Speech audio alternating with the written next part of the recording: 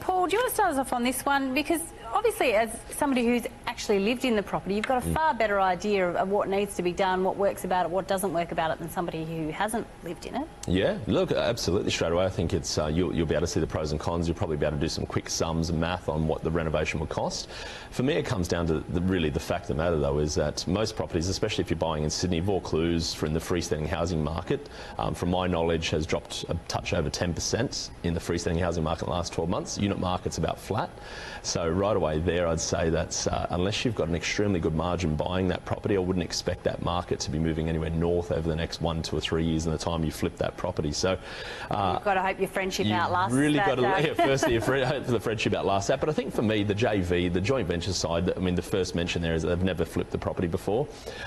Truly, to cut your teeth in something, in the Vaucluse postcode, which would be, I would assume, quite pricey, I'd like to see them probably look at some scenarios that be a little bit more affordable and low risk, and really understand the ins and outs and nuances of a joint venture before they started to part their big money on that type of project.